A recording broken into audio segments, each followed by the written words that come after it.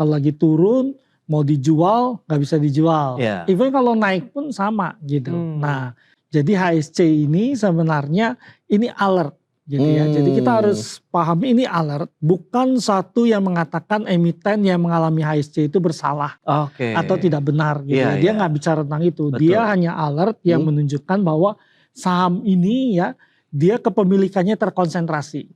Nah, sehingga kalau saham punya kepemilikan terkonsentrasi, dia ada risiko likuiditas. Oke. Ya, jadi nanti pada satu titik tertentu karena terkonsentrasi pada satu pihak tertentu, mungkin saja likuiditasnya bisa hilang gitu ya, atau kenaikannya itu terlalu mudah naik karena kepemilikannya terkonsentrasi di satu pihak tertentu. Nah, jadi ini alert yang dikeluarkan. Jadi itu manfaatnya. Jadi ketika investor lihat HSC ini, dia tahu, oh saham ini berisiko gitu ya, berisiko. Tetapi tidak melanggar aturan ya, tidak bicara melanggar aturan. Tapi sebenarnya di seluruh dunia ini selain Indonesia, kan ada 2 negara ya, Indonesia merupakan yang kedua. Tapi sebenarnya apakah akan diikuti oleh beberapa negara lain selain Indonesia? Kalau misalkan kita lihat secara informasi, secara keterbukaan atau mungkin transparansi itu cukup memberikan wawasan buat investor, mungkin nggak hanya Indonesia tapi juga global gitu. Ya, ini menarik juga ya. Yang pertama kan Hong Kong gitu ya. Tetapi kan semuanya itu karena ada kasus, kemudian direspon dengan keluarnya HSC ini gitu ya. Jadi nanti ke depan mungkin India dulu pernah juga ada berkasus dengan MSCI, tapi mereka kan beda penyelesaiannya ya. Jadi waktu itu dia naikin free float, kemudian tadinya ada pembatasan investor asing dia perbaiki, kemudian klasifikasi sahamnya diperbanyak gitu. Nah, kita mengambil langkah yang lebih banyak. Jadi kalau istilahnya tadinya kita itu transparansinya itu common, sama dengan negara-negara yang lain. Nah, mendadak otoritas kita pengen ranking atas. Jadi kita ikutin yang India lakukan, kita ikutin, yang Hong Kong lakukan kita ikutin. Nah, sehingga sekarang posisi kita itu sebenarnya yang paling top. Gitu ya, dari segi transparansinya gitu. Berarti paling tinggi ya, level tinggi ya, transparansinya. Gabungan. Jadi berarti buah dari pelajaran atau mungkin kunjungan yang dilakukan oleh Bursa Efek Indonesia ke Hong Kong dan India waktu itu ya. Jadi akhirnya diputuskanlah bahwa daftar HSC ini yang menjadi suatu perubahan yang terhadap pasar modal Indonesia gitu ya. Iya, HSC ini sebenarnya menjawab yang MSCI, bicara tentang transparansi, investability gitu ya, dia bicara tentang itu. Nah, karena nampaknya dia ada sedikit berpikir gitu, apakah benar nggak ya saham ini kok naiknya kenceng sekali gitu ya. Kemudian ada yang mengatakan satu saham udah masuk ke indeks MSCI, waktu mau dibeli oleh fund-fund asing nggak ada barangnya gitu. Nah, dari sana ini kayaknya liquid. Kayaknya transaksinya ada gitu ya, harganya naik lumayan.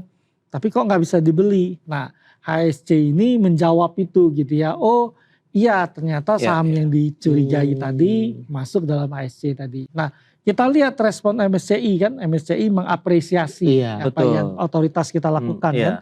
Artinya yang kita lakukan ini udah sesuai track. On the track lah ya. Dan mereka mengapresiasi tadi, dibuktikan dengan kita tidak lagi diancam turun ke frontier market. Itu penting ya. Ya, itu yang penting kan.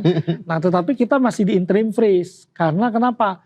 Karena tadi kita pakai yang dari Hong Kong, pakai lagi yang di India. India tadi kan dia keterbukaan memegang saham biasanya 5%, kita ke 1%. Jadi lebih banyak nih memegang sahamnya. Yang kedua, klasifikasi saham kita tadinya 9, sekarang jadi 39. Nah, MSCI itu ada metode nanti dari klasifikasi 39 ini, dia nanti lihat ada yang menurut dia tidak termasuk free float. Jadi kalau kita lihat kenapa kita masih kena interim freeze nih, karena dia sedang mempelajari data, mungkin dia akan rubah sedikit nih perhitungannya pada free float yang ada di pasar kita. Berarti proses pun juga dihargai begitu ya nampaknya ya. Bagaimana transparansi ini akan terus dilakukan oleh otoritas kita. Nah, kalau kita bicara mengenai konsentrasi kepemilikan tinggi ini, kalau kita sandingkan ya, cenderung seperti apa sih Pak? Mereka perusahaan-perusahaan ataupun emiten-emiten yang masuk dari HSC ini atau yang tidak begitu? Apakah menjadi indikator bahwa HSC ini berarti mereka akan lebih transparan kah atau seperti apa nih Anda melihatnya? Ya, nanti emiten yang masuk ke ASC tadi, ya, jadi dia ada beberapa. Pertama tentu alert tadi, ya. Yang kedua adalah ternyata indeks provider di MSCI dan FTSE itu udah nulis di sana. Kalau satu saham masuk ke ASC, dia akan dikeluarkan dari list mereka. Jadi akan keluar dari list tadi. Nah, sehingga kalau kita lihat ada 2 nih saham kita yang ada di MSCI harus keluar dulu.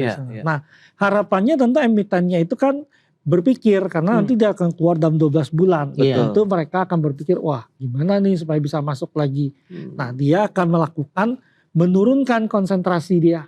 Gitu ya. Jadi menjual saham dia lebih banyak ke third party yang tidak terkonsentrasi pada pihak-pihak tertentu. Sehingga nanti ke depan dia bisa masuk lagi ke dalam indeks tadi. Nah, tujuan masuk indeks itu kan kalau satu saham kita masuk dalam indeks seperti MSCI ataupun FTSE, di dunia ini kan berkembang. Tadinya kan pengelolaan dana itu aktif fund. Sekarang bergeser ke passive fund. Banyak orang transaksi passive fund. Nah, passive fund ini merefer pada indeks-indeks tertentu. Nah, yang terkenal di dunia itu ada 2. MSCI punya sama FTSE. Jadi begitu kita masuk di sana, ada potensi dana inflow di dalam saham tersebut. Itu dia. Artinya bisa memberikan dampak negatif bagi emiten yang masuk dalam daftar tersebut dan akhirnya salah satunya terkena ya, akhirnya 2 ini dikeluarkan. Tapi kalau misalkan bagi pasar modal Indonesia sendiri, apakah ada dampak positif atau negatifnya nggak buat pasar modal untuk perdagangan pasar modal kita itu? Iya, kalau bagi emitennya dikeluarkan berarti dia keluar dari MSCI sama FTSE. Nah, sehingga tadinya ada inflow masuk, pasti ada dana outflow keluar gitu. Dan ini juga pasti dampak ke pasar modal kita. Jadi pasti akan ada outflow di 2 saham ini karena dikeluarkan dari indeks tadi. Tetapi bagi pasar modal di kita di jangka panjang, ini akan menaikkan reputasi pasar modal kita di mata dunia gitu ya. Artinya, oh kalian berani transparan ngasih tahu yang ASC. Tapi kan nggak cuma ASC doang. Kita kan klasifikasi sahamnya 39. Orang lebih bisa analisa. Keterbukaan data sampai 1% gitu. Kemudian nanti free float-nya nanti naik ke 15%. Dari 7,5 naik ke 15%. Nah, dengan berbagai hal yang dilakukan, reformasi yang kita lakukan, harapannya investor global menjadi lebih percaya dengan pasar Indonesia. Dari sisi transparansinya tadi. Transparansi. Jadi dia investasi lebih confident. Harapannya di jangka panjang alokasi dananya ke Indonesia itu meningkat. Tapi ini agak menarik ya. Dalam beberapa pekan terakhir setelah MSCI memberikan pengumuman terbaru terkait dengan data-data ASC dari Indonesia dan dikeluarkannya 2 saham utama. Mungkin gak usah disebutkan ya sahamnya ya. Nah, kira-kira ya yang kenapa ya IHSG ini dalam beberapa hari terakhir juga terus berada di zona merah. Kira apa yang mempengaruhi indeks kita agak melemah nih dalam beberapa pekan terakhir ini? Iya, ini memang faktor campuran ya, nggak semua karena HSC tadi gitu ya. Jadi pertama pas diumumkan dikeluarkan oleh MSCI itu sahamnya langsung tertekan. Padahal harusnya investor kita itu udah nyadar waktu otoritas SRO kita dengan OJK kan udah ngumumin. Ini loh ada 9 saham ASC. Tapi waktu itu saya lihat nggak turun sahamnya. Jadi